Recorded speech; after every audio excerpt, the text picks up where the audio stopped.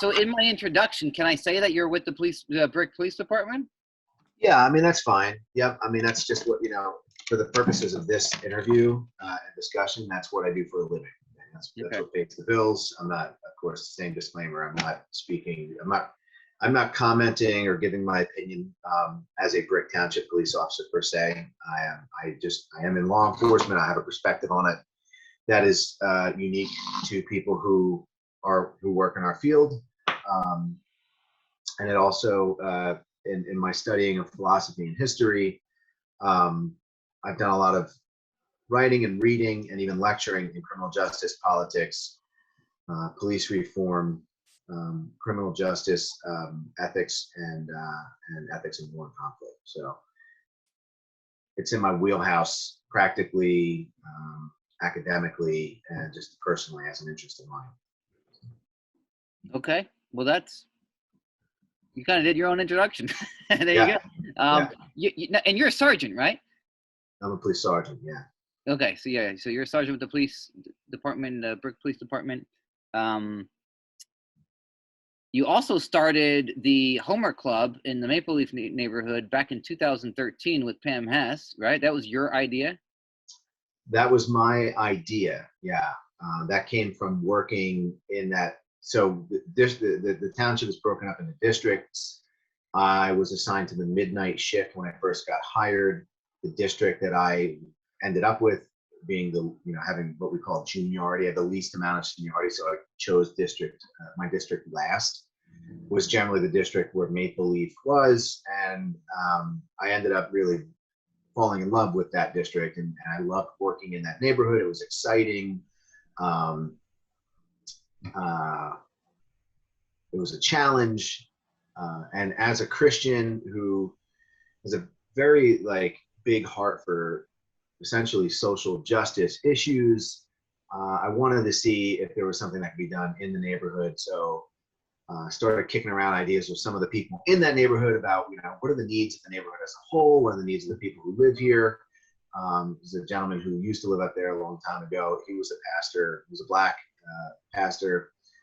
We met several times, and we had decided that the biggest needs to be met in that neighborhood were basically food, something to do, and help with school. So I wanted to start something up there along those lines. I didn't know exactly what, but I knew that I had an inroad because the management who worked there knew me because I was the police officer who was regularly patrolling. I wanted to use my platform as a police officer to, give credence to what we were doing. And I heard Pam give a testimony at church one Sunday morning about her trip to Atlantic City or Haiti. No, I think it was Haiti. And I could just tell that she had a heart for working with poor youth, generally minority youth, inner city type situations. And I just grabbed her after church, and the two of us, it was it's just every once in a while you meet somebody in life, and you have this conversation and something just clicks and you look at each other and you know that there's something really purposeful behind it, something very transcendent about it. And her face lit up and she's like, yeah, she actually said, I've heard about that place and I've been wanting to get in there and do something. So it was it was money. And we linked up and we met with a couple of pastors, outreach pastors who had been doing, had a lot of experience in inner city ministry for kids. They gave us some direction. They gave us some pointers and tips. And in 2013, I think in the fall, we ended up launching what had manifested to be the Homework Club. And so that's still going. I stepped away from it in 2015 after I got promoted. I think I was a deacon in the church at the same time. And just with those extra responsibilities, I wanted to pull back from my work at Maple Leaf and get into, those other roles and be able to focus on them, more, I guess, just put more focus on them. So, yeah. So we'll talk more about that, and then also what you're doing with the what you want to do with the mentor program coming up this fall between the police department and the Maple Leaf students. But let me just kind of open us with prayer, and then I'll kick it to Tom. Is that cool, Tom? Sounds good. All right. So Lord, thank you for this chance to talk with Jim Kelly. Thank you for the opportunity to talk about what it means for the church to step into the void that a lack of a father leaves in the hearts and the souls and the lives of our young men and women. God, this is a justice issue. You told us to care for the widow, the orphan, the fatherless. That's a call on your church, and help us to know what that looks like. Pray this in your name. Bless Jim and just give him wisdom and clarity on what he wants to share with us. In your name, amen. Amen. Yeah. Thank you, Chris. And again, before we get started, thanks in advance for all your contributions tonight, Jim. But I wanted to talk to you specifically about the area that you've sort of chosen to work and taken a special interest in, that your district in Brick. We have talked in the previous podcast, and you may have seen it, about the risks of fatherlessness, particularly as it pertains to poverty, crime, and things like increased rates of those in the community of the fatherless. So just to get an idea of where you're coming from experience-wise, the district where you're working, would it be fair to characterize that as a generally low-income district, correct? Yeah. I'm not working there anymore. I'm off the road now. I'm inside. This was in the beginning of my career for the first few years. But yeah, that district, that neighborhood, yes, would be the working poor, the poor. Yeah, it's going to be low income. Yeah. And compared to surrounding areas, would it be a higher crime district? Yeah, there are certain things that are concentrated, certain types of crimes that are concentrated in that neighborhood. We have had rashes of robberies of, say, delivery men. We have gang members that live there, so sometimes you get gang-related violence. There have been, likely still are, community guns, in that neighborhood, and there has been there's drug activity in the neighborhood, but I don't know if it's much more prevalent than the rest of the town per se. That might be the sort of on even ground versus the town, but it's like, sometimes you have fights and things break out. So yeah, there is definitely a concern from a public safety perspective about that neighborhood, that it can get bad quick if things start to go wrong there. And it has been a neighborhood of special attention in the past from special police efforts. Yeah. And I don't expect that you went door to door checking for a father in each house, but your impression of the community, was there a relatively high rate of either father absence or at the very least minimal or poor father presence in the lives of many of the youth there? I say that'd be a fair statement, just based on my impressions. Yeah, probably fewer fathers per household in that neighborhood than the surrounding communities. Okay, and we, as I said, went over a lot of the risk factors and those sort of statistics in previous podcasts about the higher rates of crime amongst those who do not have a father living in the home. And we talked about that with our previous guest, but from your standpoint, from someone who is on the side of monitoring, policing, and enforcing those areas, how do you think the lack of a father or the lack of a positive father presence translates into a risk factor for the child's involvement in crime? If you could expand on, what do you think is the mechanism that leads to that in your experience? I have no idea. That's really some internal workings there. There's some, you'd probably be better off asking like a psychologist or something like that.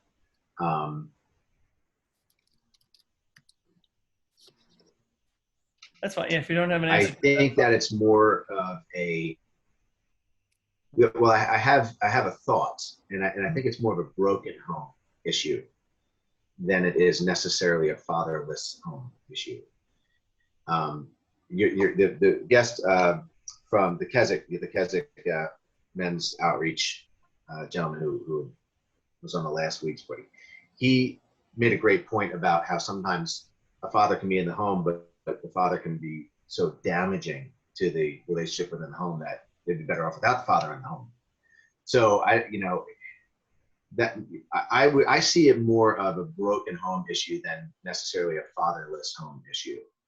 I see there's a definite correlation in the statistics, and I see things from a system perspective. So I can say it systemically, our society, I think, has done its part to create broken homes, especially in sort of in the way that a fatherless home manifests itself, right? So imprisoning Black men, and that's going to be probably the majority of our prison population, has sort of systemically taken that provider, that parent, out of the home.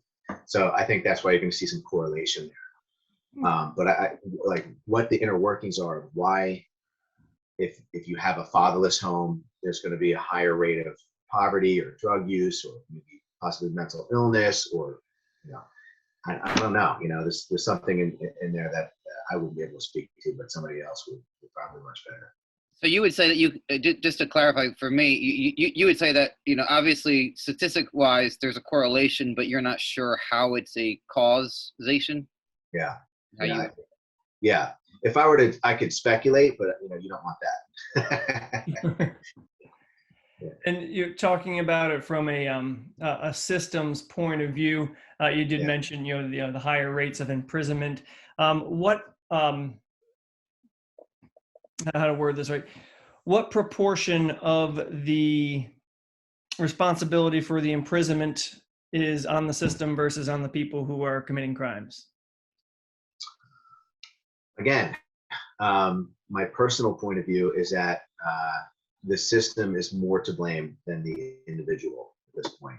If we go back to, what was his name, Andre, the gentleman who grew up in Canada without a dad, the first interview? Yeah. Yeah. If, you're putting families in a position where they have to go out and burglarize at Crazy Eddie's, or they have to deal drugs so that they can buy food. What led to that? Was it a personal choice that led to that? Of course not. Nobody would choose to live in that kind of situation. And I think if you go back throughout the generations and you see how the African American community in this country ended up where they're at by going backwards through generations and all the way back to the beginning, look at some of the laws and the policies, redlining,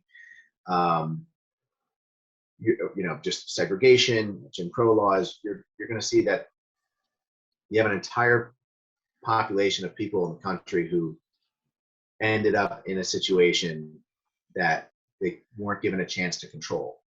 And so now on this end of the spectrum, this end of the, if you have populated prisons by Black men, and you say, well, this is your personal choice. Well, let's look at the personal choice of Andre when he was a kid, right? He needed to eat, and that's how his family needed to eat. It's not just him, but that's how a lot of inner city Black youth end up putting food on the table, because there's not two providers. There's one working provider, mom or dad, mostly just mom, out there trying to raise a family on one income. It's just not easy. And there's a part, I think, of all of us who look at, say, higher crime in these groups, why are they making bad decisions and things like that. And then when Andre's talk came about, and I was excited when he got to the point where he was saying he was literally trying to stay out of trouble, like he was avoiding that, and he was basically attacked for not being part of a gang or for not being part of that. Basically, like he was under threat. I was like how do you win in that situation? I mean, it opened my eyes a little bit more. I think, I was open the conversation, but it opened my eyes a little bit more onto really, you can't always dismiss things, out of hand just because logically it makes sense. Like, hey, just don't commit crimes and you'll be fine. So, right. I mean, to that point, right? What was it about him that made him go, I'm not going to be involved in this life? What was it? From his standpoint, was it just his dad leaving? Was it? I kind of forget what he said. I don't know. Maybe he didn't answer, but like, I know he found role models later in the church that he was going to, like in his teen years. but that was after he That made was that after. decision. Yeah, Yeah. that was It's after. like, what is it about Andre that made him go, I'm not going to do this? And I've seen kids in Maple Leaf say, I'm not going to be a part of this. Yeah, And I've seen them get harassed for it and made fun of. Like, I've seen it, right?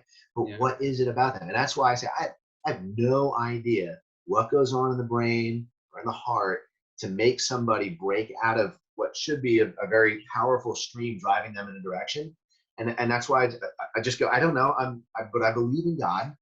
And it's my personal faith that God had something to do with that, right? Yeah. God, for some reason, saved me from that kind of life and put within me the wherewithal to make certain decisions so that I wouldn't go down that road. So as sort of like a Christian taking that big step back and go, okay, well, obviously all inner city youth and minorities aren't thinking like Andre. They're not thinking like Jim or Tom. They're not saying, this is the way the tide's going and I don't want to go. They're all going with it.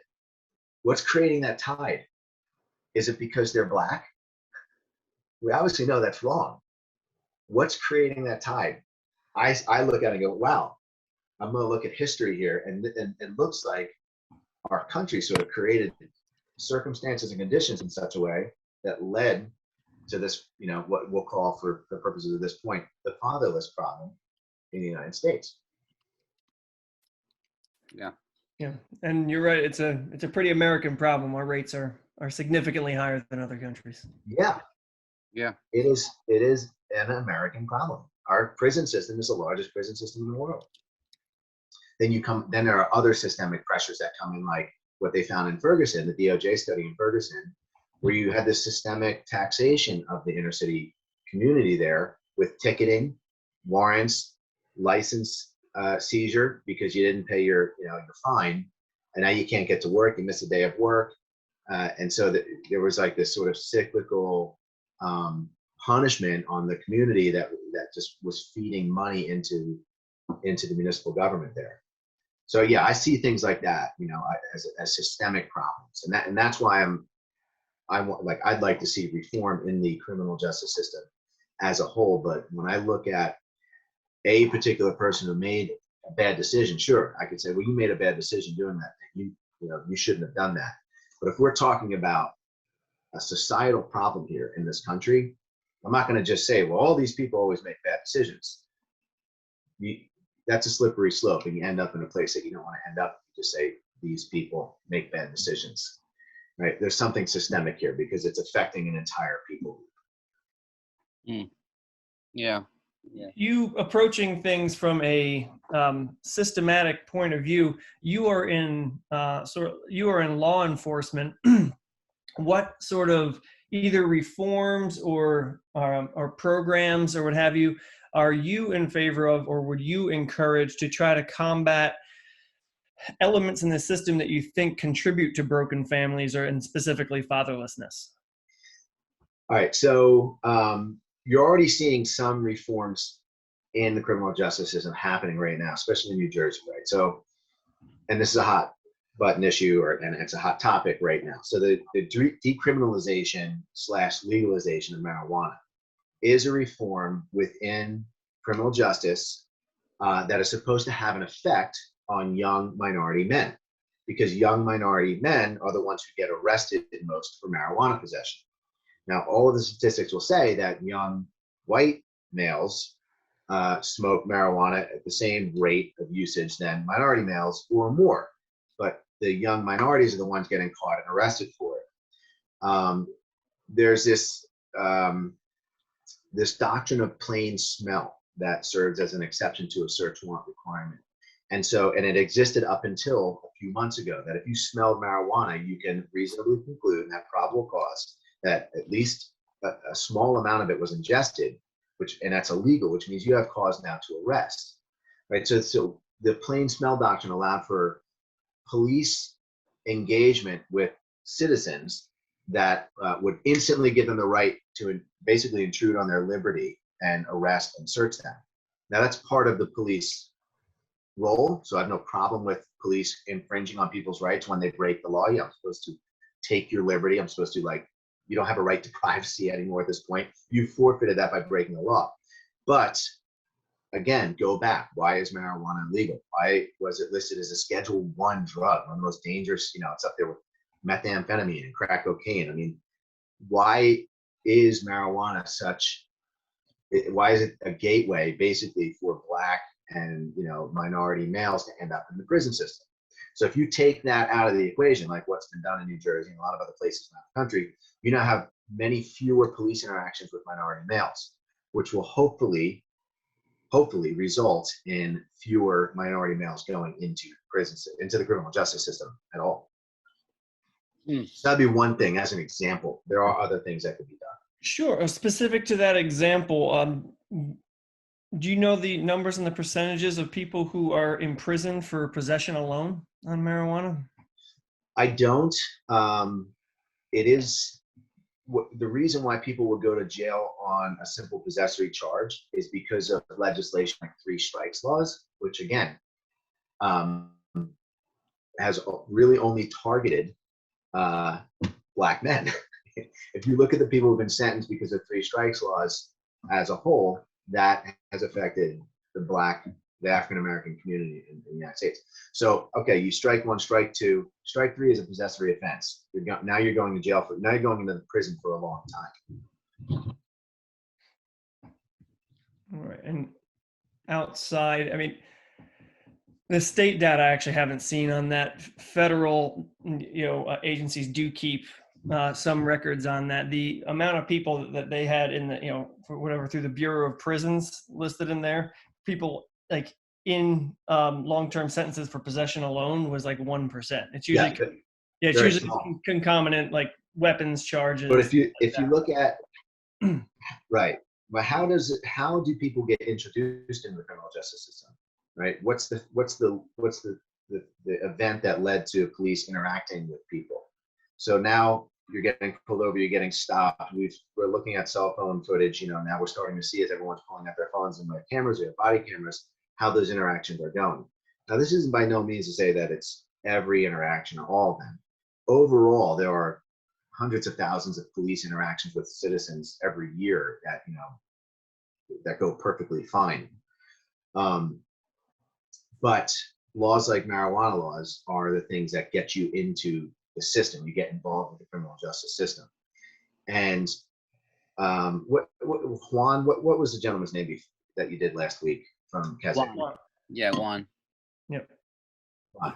He had brought something up, which I thought was a great point, coming from an inner city perspective about the welfare state, right? So now the government, through welfare programs, are replacing provisions that ought to be provided by the other parent, and that makes that family reliant now, right, on the government there. And what's taking that other parent out of the family in the first place? What's creating the void? What creates the void is the criminal justice system. Our prisons are full of minority men. So something needs to change where they're not getting introduced to the criminal justice system. And it's not just minority men, it's also mental health, people with mental health and substance abuse issues. There are people who have mental health issues that have violated the law or committed a crime and ended up getting punished as part of our penal system, when really what they need is treatment. And now we're putting them in, isolation, or we're putting them, we're institutionalizing them in prisons.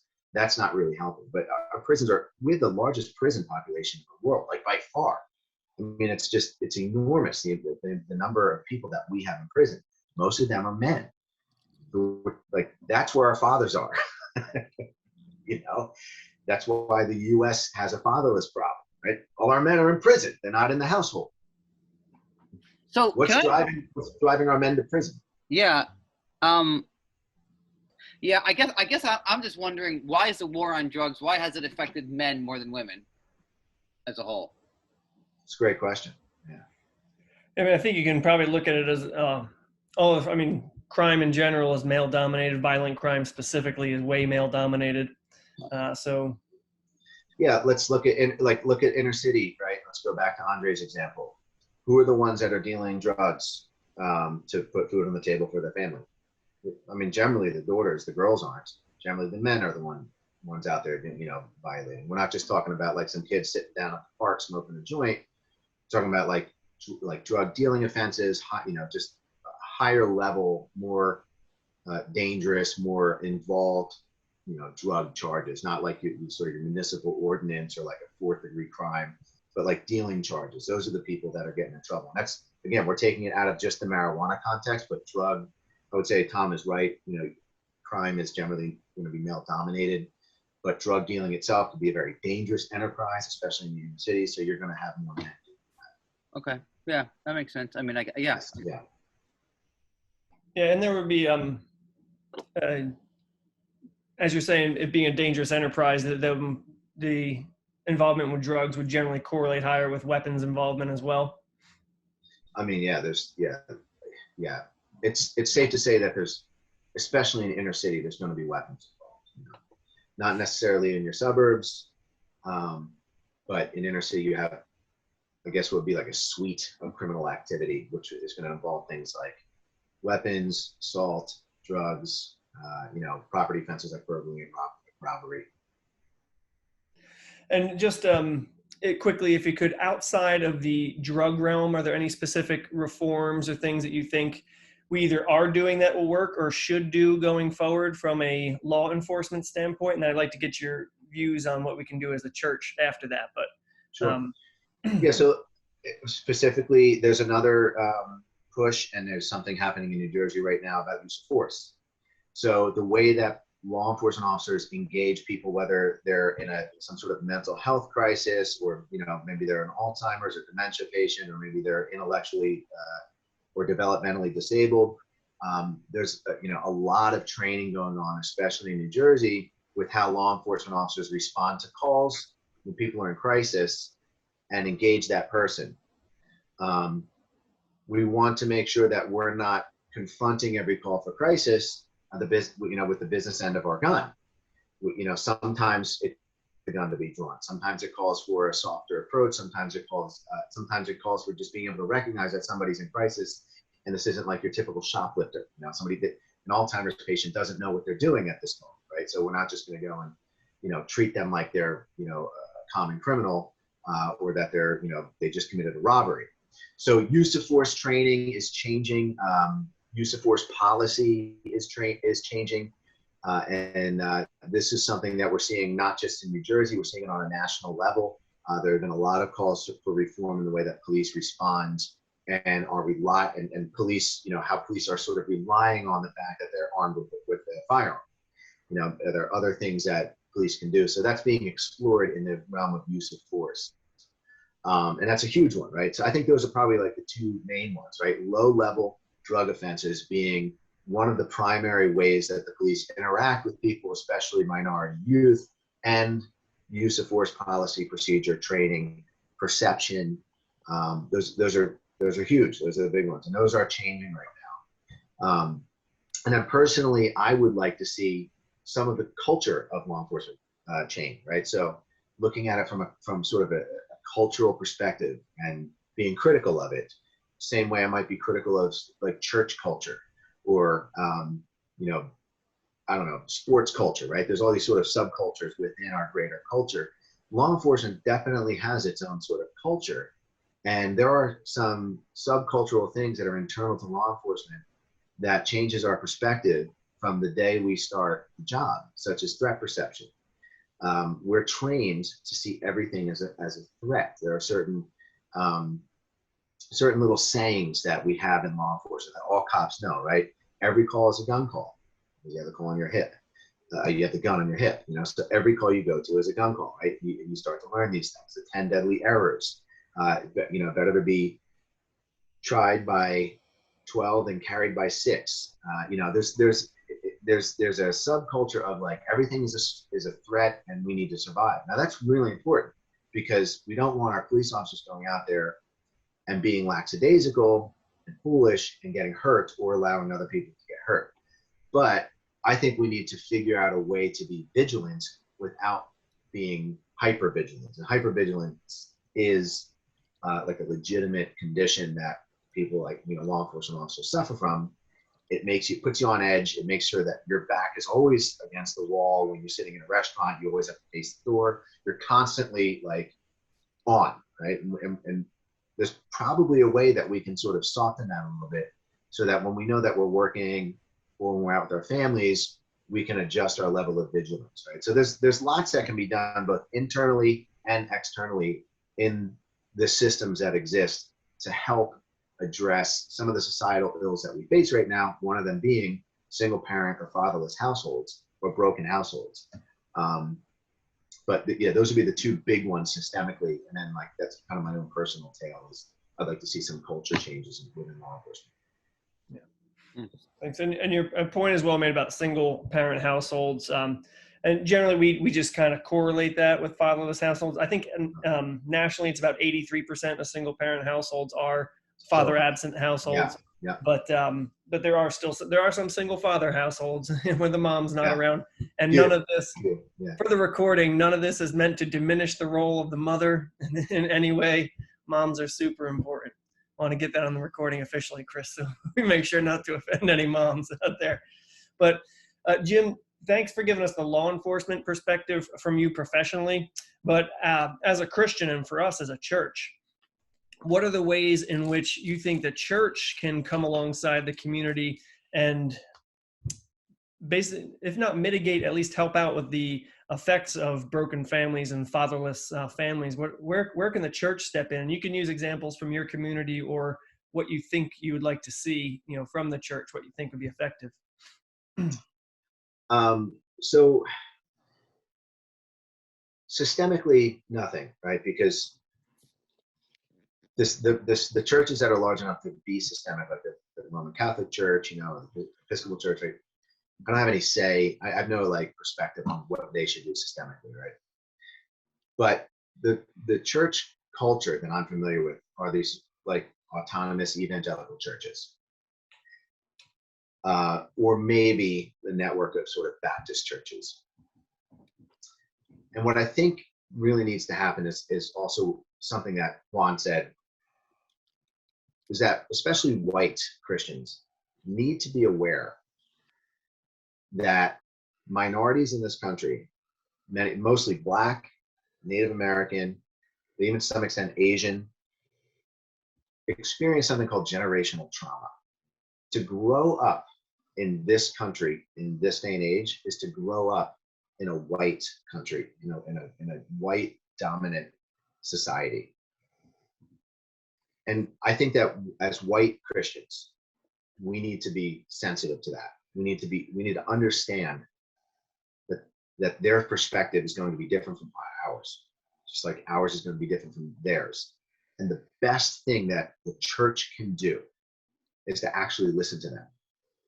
So that if minorities, right, are saying that, I can't think of an example, right, but it's almost like using a woman. If a woman is saying she was sexually harassed, like we have to listen to that person. We can't start with, well, no, we're not a racist country. We had a Black president. Right? We have to be listening. The church has to be listening.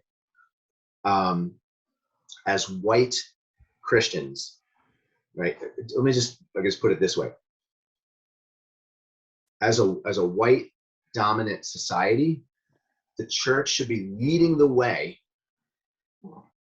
in the effort to listen to minorities. That's how we can be an inspiration to the communities around us, right? That's how we can be a father to the fatherless. That's how we can be an example to the world of what Christ's love looks like. We need to listen, right? We can't be engaging in these political battles with left and right politics. We need to listen to what the minorities are saying when they're victimized in some way, whether it's in a very broad and general way or an acute way, because of their race. And if we start arguing with them right away, well, it can't be the case because this is not a racist country, or that can't be the case because Morgan Freeman said otherwise, or whatever, right? If we have the conversation like that, we're not listening to them. The church needs to listen to the people who are crying out, because when you're hurt, maybe you don't have the clearest perspective, but you don't want to be corrected when you're hurt. First, you want to be listened to and comforted.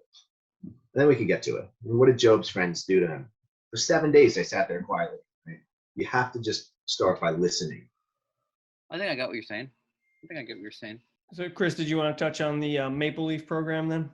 Unless you had other stuff regarding the church as a whole, and No, I think it'd be good to get to the Maple Leaf stuff. all right, Jim, you got just a few more minutes, just a couple more. Yeah, sure. Yeah, just so the mentor program that you're starting. You know, I was in your cops and clergy meeting last week, and you were talking about that you want to start in the fall. You didn't explicitly say in that meeting, hey, I want to start this mentor program, because a lot of these kids don't have dads. But is that sort of a motivation in there? Is that sort of hey, there's a broken home. They don't have these figures to look up to. They especially are weary of law enforcement. I wish I could tie it into the theme of this here. This but it has nothing to do with it, huh? No, it is. It's really Gotcha. to the point of developing good relationship between minority youth and the police. I mean, this is what is being worked on in this country. Yeah. And I know that I speak in abstracts a lot, and I know that I don't give specific examples, because I said I see things systemically. It's not just police minority youth relationships that need to be fixed. It's not just fatherless homes. There's a system here, right? That's what society is. Society is a systemic way that people interact with one another. We have an incredibly complex society, a huge, vast society. Our states really should be different countries almost, right? We're regional in the way that we have perspectives and the way that we handle things. With really complex society. And there are some big pressing issues in our society. Police and minority relations are one of them. Fatherlessness in the home is one of them. Mass imprisonment is one of them.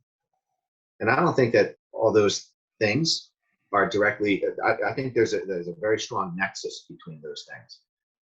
So will better police and minority youth relationships in our society help the fatherless problem in a not so direct way? Yeah, I think so, right? I think ultimately it makes things better.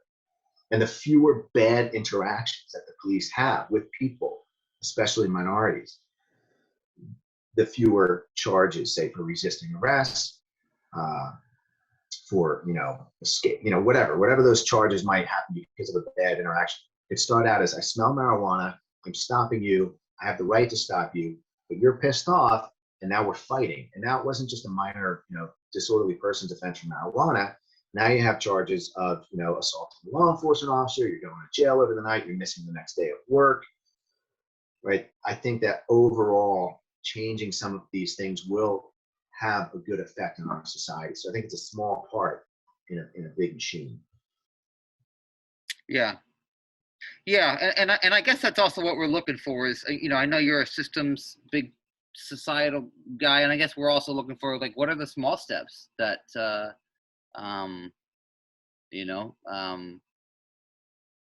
to hear of a police officer who 8 years ago had this vision for a homework club.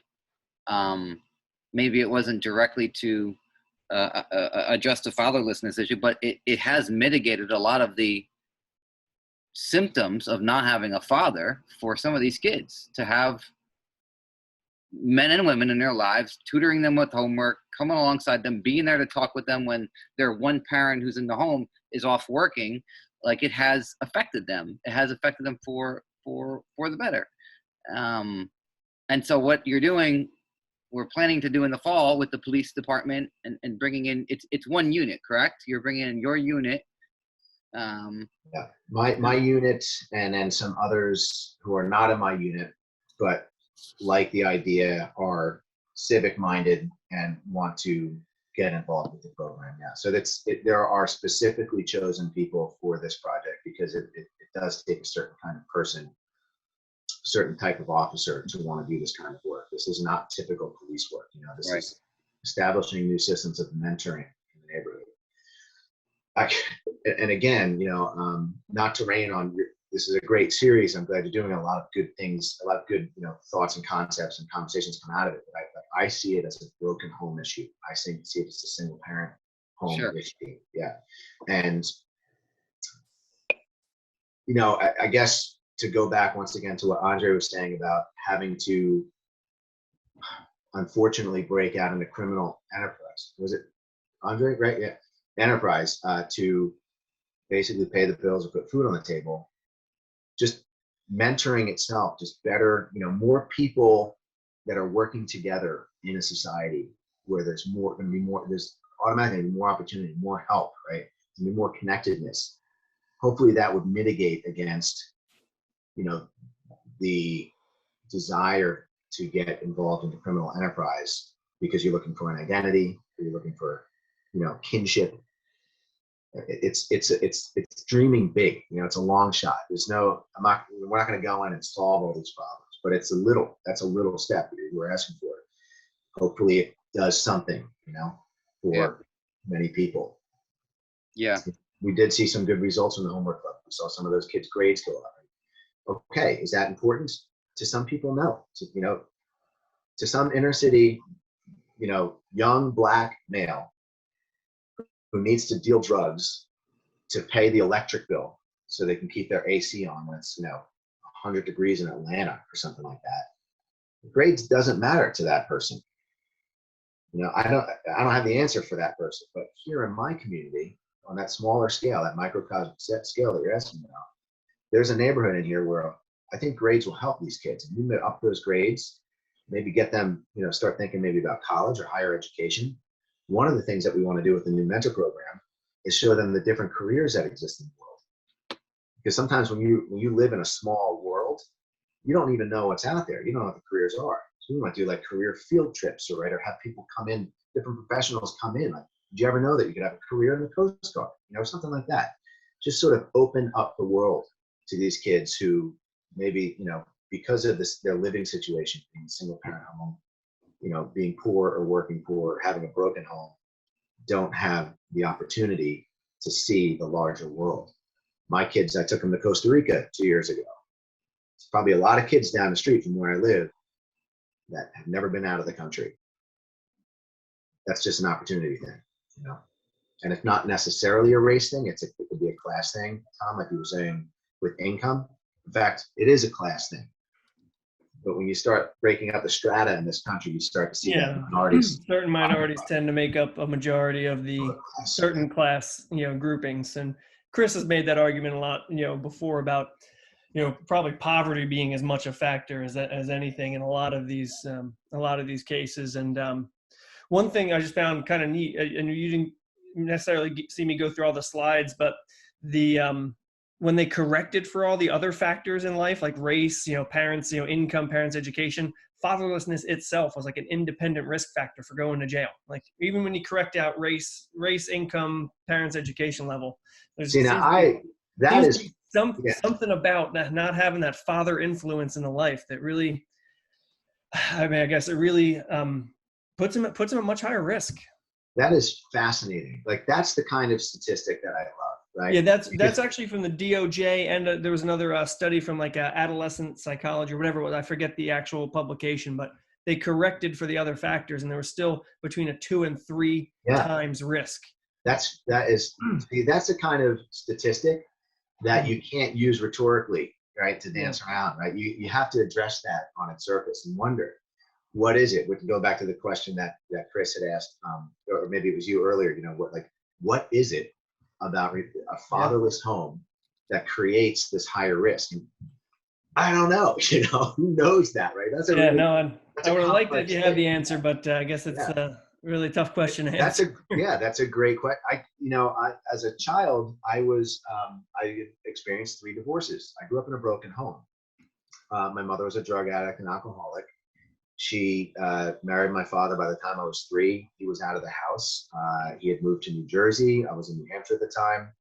By the time I was 6, my mother had met a man that she would eventually remarry. By the time I was in 3rd grade, she had divorced him and married another man. So I had sort of this rotating, and my father had always sort of steadily been an influence in my life on like weekend visitations and things like that. So I did always have at least a father figure in the house. Even though I grew up in this very broken, dysfunctional household, I did have a father figure, So, I guess that's to say that like maybe I have a little taste of what it is to like be fatherless to some weird, extent, but I hate to do this, right? I mean, I hate to say I turned out okay. I don't like to do that, right? But I'm okay. Like I don't really have this. I gotta qualify. I don't think I have a dysfunctional family. I think we're married 21 years. I have 2 kids, 2 teenagers. Right, my son's going to college. We have our issues, but we're doing okay. I'm held down a steady job my entire adult life. I've worked, and I'm a homeowner. Whatever those boxes that you check off, right, in our society, it's okay. This person's sort of okay, or the baseline. I'm there, right, and if you were to look at my household growing up, there are I'm a risk, right? There's risk factors for me. Like, yeah, no, this kid's gonna grow up to end up, he's gonna end up in jail or something like that. But the reason I don't like to say that is because I really, truly ascribe all of that to God. I can't there's no statistical argument that I could make. There's nothing that I could grab out of a DOJ study. But look, I'm a white guy, right? Doesn't matter, right? God, for whatever reason, extended his grace to me and gave me perspective to not go down a path that I would end up regretting later in life. And I've done well for myself. Yeah. I think it's good to appreciate the grace of God in our lives that way. And yeah. We sometimes have been on opposite ends of this conversation, but pretty much outside the drugs, your mom and my mom sound like they lived the exact same life plan. So that's the same house.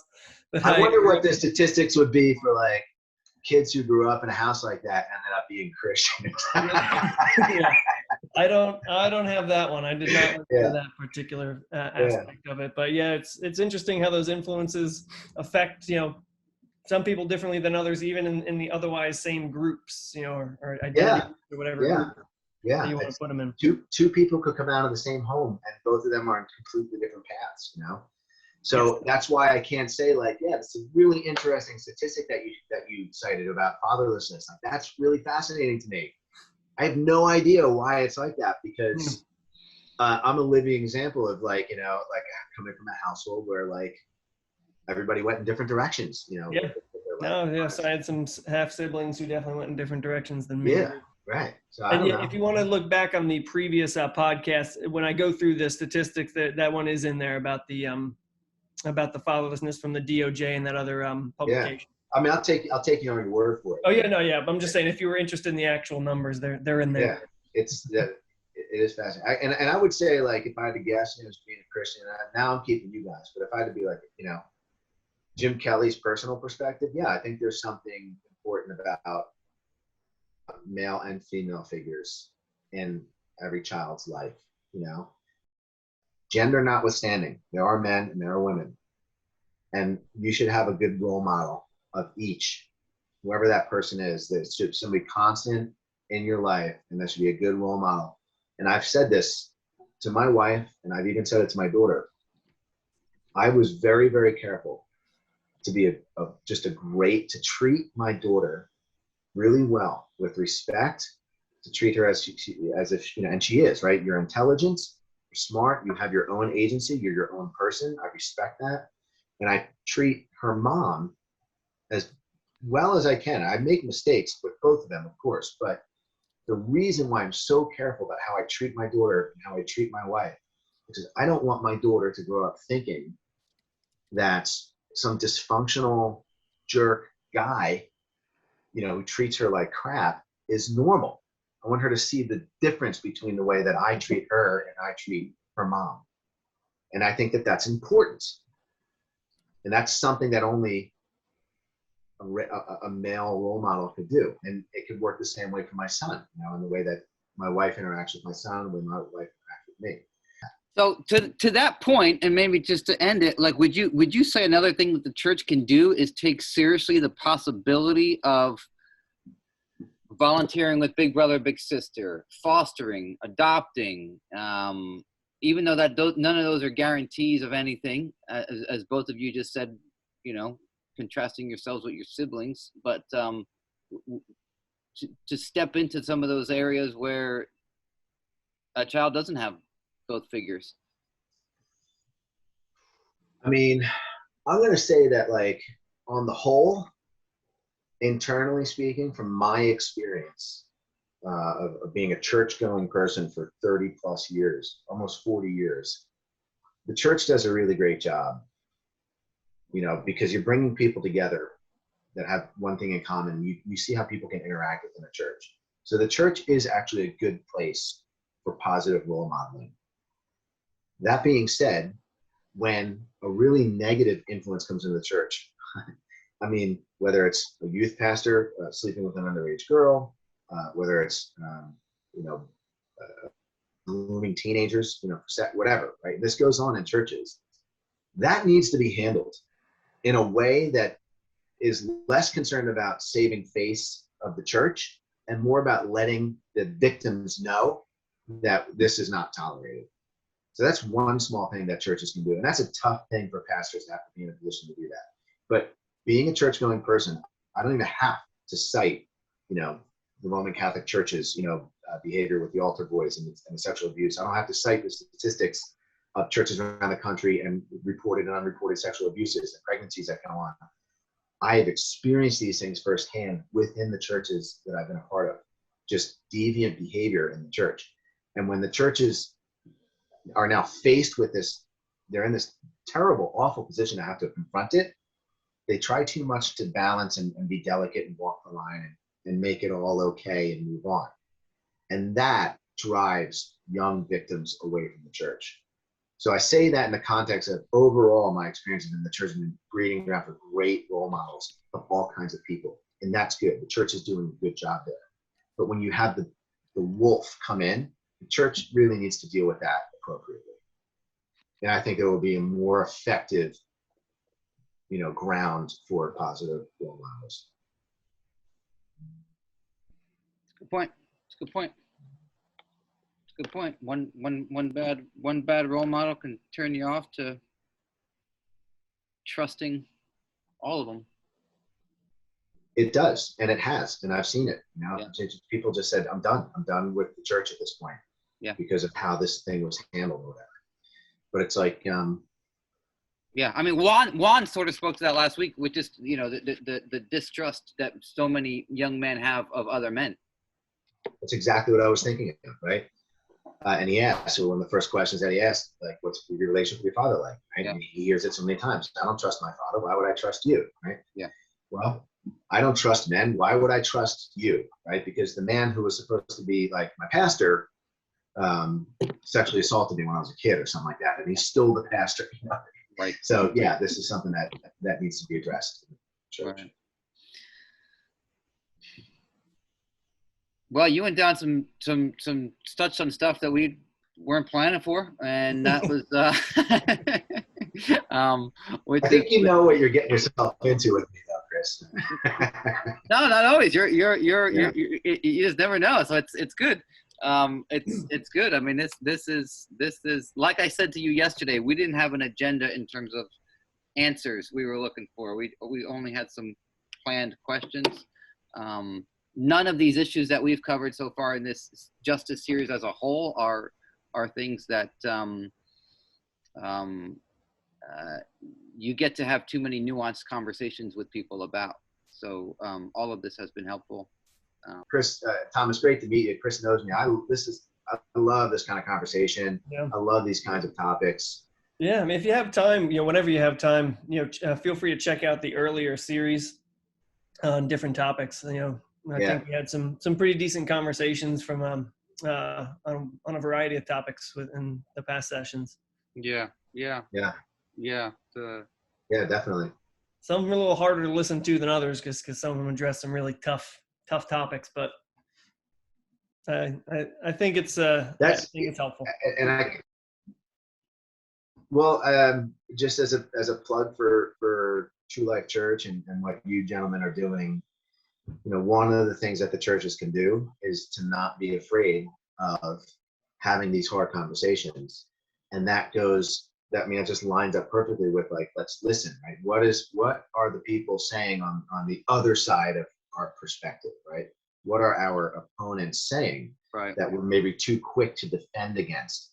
And you guys really lead the way in what that looks like in the church, right? The church should be someone who's willing to listen to the other side. So, I mean, I commended you on the phone before, Chris, yesterday, and the way that True Life Church approaches these subjects, and I've done it before to other people, spoken about you in the third person, and I've talked, I've praised you even to your face, like, in the past, and I mean it, right? So that's why I love sitting down with guys like you, being really kind of hesitant in how I come at things, because I don't want you guys to feel like I'm like mad at you. But there are certain churches that if they want to interview me, I might see a different Jim. I think you guys are doing great, and this is so good that you're willing to have these hard conversations, to push back on things.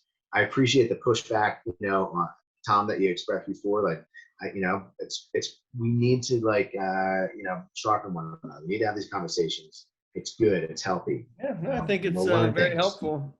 Jim, thank you so much for jumping on. And Yeah, sorry for keeping you too long. I got a board exam tomorrow too. I got All right, man. How do you want to end, Tom? You want to pray us out? You want Jim to?